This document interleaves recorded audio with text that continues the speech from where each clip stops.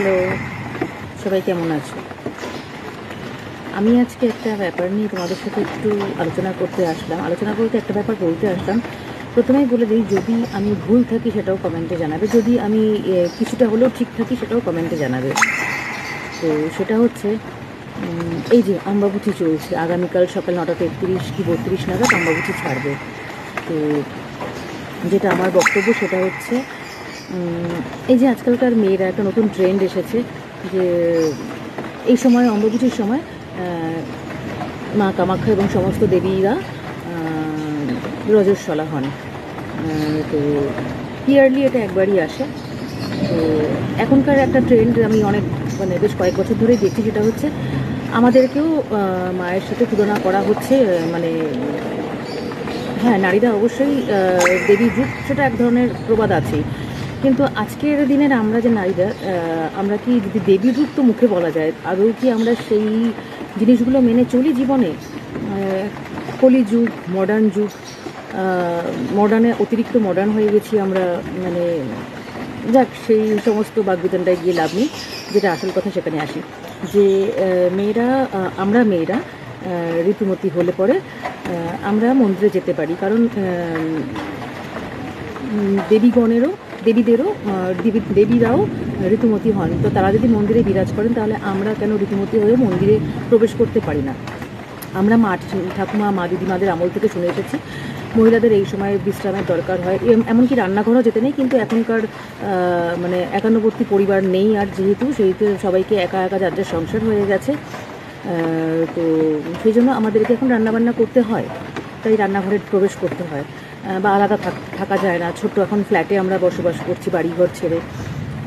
তো সেই ক্ষেত্রে বলি যে আমরা তো মানুষ, যতই আমাদেরকে মহিলা মানে, আমরা নারী মানে দেবীর সাথে তুলনা করা হোক না কেন, তো আমরা কি আদতে দেবীর সমতুল্য হতে পারি?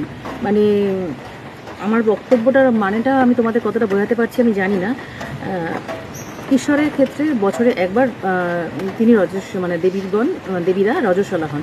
আমরা তো প্রত্যেক মাসে হচ্ছি, এবং আমাদের মতো নারীদেরকে যদি তুলনা করা হয় দেবীদের সাথে, ঈশ্বরের সাথে, তাহলে আমরা কি সেই পদক্ষেপগুলো আদৌ মেনে চলি?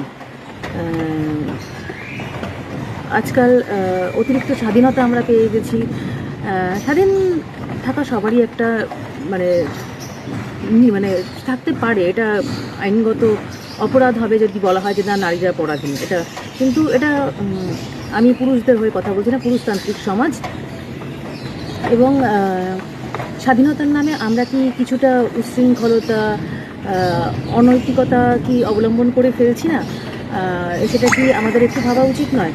তো এক কথায় বলে ফেললাম যে আমরা দেবী দুর্গা, আমরা মা কালী রূপ ধারণ করতে পারি, কিন্তু আদতে কি আমরা অ্যাকচুয়ালি তাই করতে পারি? তার মানে এই নয় যে মেয়েরা পরাধীন থাকবে, মেয়েরা চাকরি বাকরি করবে না। নট দ্যাট, অবশ্যই মেয়েরা চাকরি বাকরি করবে, স্বাবলম্বী হবে, নিজের পায়ে দাঁড়াবে, অবশ্যই দরকার আজকের দিনেও। আর আজকালকার যা মেহেঙ্গারির যুগ, তাতে করে স্বামী স্ত্রী দুজনেরই উভয়ের রোজগার দরকার, একার উপর সংসার চলে না। তো প্রসঙ্গটা সেখানে নয়। আমরা স্বাধীনতার নামে কিছুটা স্বৈরাচারী কি হয়ে যায়নি? এটা কি ভাবা যায় না, ভাবা উচিত নয়? আমি কিন্তু নারীদের এগেনস্টে কথা বলছি না, বা পুরুষদের হয়েও কথা বলছি না। তোমরা একটু বুঝবে আমি কি বলতে চাইছি। তো ঈশ্বর আর মানুষ যদি একই হয়ে যায়, তাহলে আমাদের জন্য একটা করে মন্দির স্থাপন করে দেওয়া হোক, তাই না? কারণ দেবী রজস্বলা হলে সে দেবী, আর আমাদের রজস্বলা হলে আমাদের কোনো দোষ নেই, আমরা মন্দিরে প্রবেশ করতে পারি, অনধিকার প্রবেশ যাকে বলে। তাহলে আমাদেরকে কেন ঈশ্বরের জায়গায় বসিয়ে পুজো করা হচ্ছে না? নারীকে সম্মান করতে হবে, সেটা আলাদা কথা, কিন্তু অবশ্যই সম্মান করতে হবে না তা না, কারণ নারী একমাত্র পৃথিবীর সৃষ্টিকর্তা, সৃষ্টির সূত্র। তো দেবী এবং মানুষ দুটোকে এক করে দেওয়াটা কি ঠিক আমার যুক্তিযুক্ত মনে হয় না।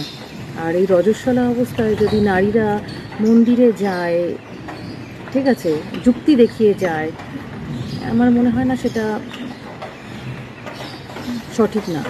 হ্যাঁ, এবার বলতে পারো মা সারদা দেবী সেই সময় রান্নাঘরে প্রবেশ করতেন না, এবং রামকৃষ্ণদেব ঈশ্বরের ঠাকুরের মায়ের পক্ষেই থাকতেন, কিন্তু রামকৃষ্ণদেব মা সারদা দেবীকে এটাও বলেছিলেন যে না না, তুমি রান্না না করলে ভালো লাগে না। তখন সারদা দেবী মানা করেছিলেন, যেটা উচিত নয়, কিন্তু রামকৃষ্ণদেব বলেছিলেন যে মন থেকে যেটা করবে শুদ্ধ মনে সেটাই ঠিক। তো সেই কথায় যদি বলি, মা সারদার সঙ্গে আমাদের তুলনাটা একেবারেই মানায় না, একেবারেই মানায় না। আমরা অতীব নগণ্য। আর মা সারদা দেবী, শ্রী শ্রী রামকৃষ্ণ পরমহংসদেব, বিবেকানন্দ, স্বামী বিবেকানন্দজি, এনারা মানে একটা ইতিহাস, দ্বিতীয় এদের জন্ম নেই। আর এই নোংরা কলিযুগে তো সম্ভবই নয়। মানে ওনারা আমাদের জীবনে অনেক কিছু শিখিয়ে দিয়ে গেছেন, মানে যা আজকে আমরা জানছি তারা তখন সেই সময় অনেক কিছু বুঝিয়ে দিয়ে গেছিলেন। তো সেই ক্ষমতা আমাদের মধ্যে, যতই পুঁথিগত বিদ্যা থাকুক না কেন আর দুটো ইংলিশ কলি ঝাড়ি না কেন, তো তাদের জায়গায় বসানো নিজেদেরকে বা তাদের সাথে কম্পেয়ার করা, আমার মনে হয় একটু শিক্ষিত হয়েও বা একটু বোকামির পরিচয় দিয়ে দেওয়া হবে। কারণ এখন নতুন নতুন অনেক কিছুই ট্রেন্ড বেরিয়েছে, যেগুলো বলতে গেলে অনেক তর্ক বিতর্ক চলে আসে। তো আমার সাথে কারা কারা একমত বা কারা কারা আমার একমত নও, বা আমার যদি কিছু বক্তব্যে ভুল থাকে, প্লিজ আমাকে একটু কমেন্টে জানিও। ঠিক আছে, চলো টাটা।